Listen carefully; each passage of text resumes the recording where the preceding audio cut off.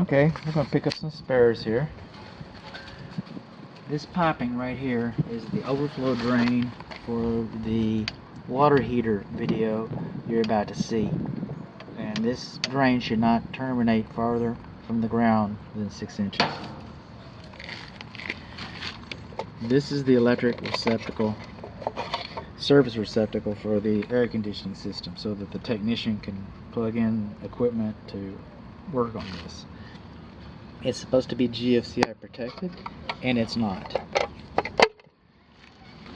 This is the electric service disconnect for the air conditioning system, and it's supposed to have 36 inches of service clearance in front of it, and because of this tree it does not.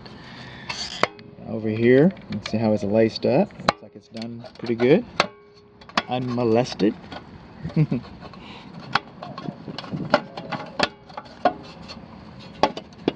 However, this box should be sealed on 3 sides, the tops and the sides, to keep water penetration from entering the house. Okay. Moving along, we're finally where we wanted to be, and in front of these other two, because that's going to be like 2 videos from now, and that's going to be like 4 or 5 videos from now, the drain line. But this is the water meter, the electric meter. We're on the north side of the house. It should be sealed on 3 sides, just like the disconnect box. It should have clearance in front of it, just like the disconnect box. And then this piping, this conduit, wrap duct tape around it, this cloth tape. But the fact is that there's a gap here, and this cloth tape is not dependable. See that? That's not dependable. It's not going to keep water from going down into your electrical system. So the way to take care of that is to put a sleeved pipe in here so that it fits up in there nice and tight. It's not a difficult operation. So what we learned that our conduit is loose, we learned that we don't have sufficient service access, and we learned that it hasn't been sealed on 3 sides. We also learned the same thing about the electric disconnect for the condensing unit. We learned that the electric condensing unit service receptacle is not GFCI protected, and we've learned that the water heater temperature pressure relief valve drain line that discharges too high from the ground. I'm going to back it up a little bit because again, picking up spares, making it more confusing than it needs to be.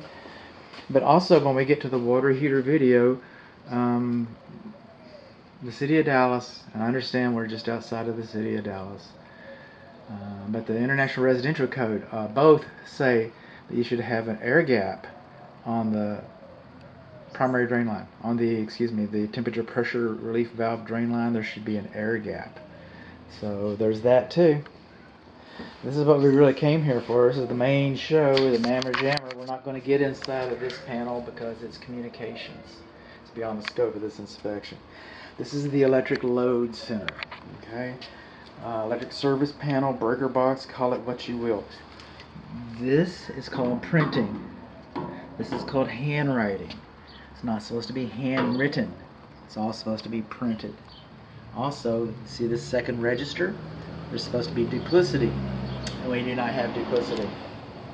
We shouldn't have a gap in the cabinet more than a 1/16 of an inch, because fire can roll out of here. This is the whole idea. This is supposed to be buttoned up. This edge of the dead front cover is supposed to meet this edge of the cabinet and screw on, and we got gaps here. Also, you can see where it's been rubbing right there? The cables are not supposed to rub against the dead front cabinet. It's 200 amps. This is the air conditioning system, 30, so it's properly fused. Alright, let's see these white hots. Okay, if you don't know that's hot, you don't belong in this cabinet. I get that. Alright, but it should be wrapped in black tape so that anybody would know that that's a hot. Which, again, if you don't know that, you don't belong in this cabinet. Manuel installed this, but he forgot to say where the bonding location is. It happens to be over here on the cold water side of the water heater, right there.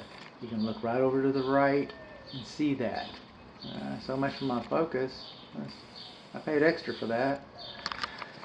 Alright, so bonding location is on the water heater, cold water side. That said, it's supposed to be labeled inside of here. And then the cabinet was actually screwed in. Screws are faster and tighter, I get that. Alright, zip zip, let's go to the beer store. Oh, Philip, you're so fast. I know. Getting a raise next week. But no, nails have much more shear strength. Okay, tensile strength, if you will, shear strength. If this structure was to experience a tornado, for example, and we have them in this part of the country, but if it was, you already got a bad day. A tornado blew up your garage. But if this cabinet was nailed into place rather than screwed into place, it'd stand a better chance of staying in place. It would. And then this is called bundling. Bundling right here. You see that big old knockout? Some people call them twist outs. See that big one? L1, L2, and you've got grounding wire come in here. Your main neutral come in here. That's what that white tape is for. And then see all these smaller ones? And then we have it over here because we don't know what building we're going to install this cabinet in. So this cabinet would fit in most everybody's building because we've got these big knockouts. See these small ones? See those small ones? Those are for these wires. You're not supposed to bring more than 2 in at a time. It's called the skin effect. Now even the reference that I have baked into the inspection report, the reference is almost apologetic for this. It says it's a very common deficiency. And it is. I see it everywhere. I hate discounting my work, but I do see it everywhere. I see it at home. It's in my house. So, sometimes the cure is worse than the ill. Sometimes it is. I would never dissuade my client from seeking perfection. That is a known deficiency. I am going to report it. So what did we learn? We learned that we got bundling. We learned that we got white hots. We learned that the cabinet was screwed into place. We learned that the bonding location was not labeled. We learned that we got gaps. Did I say white hots? I think I did. That's that wood. See that? That's not good. You want that burning up your house? I don't. There we go. I don't have to write that one. All right.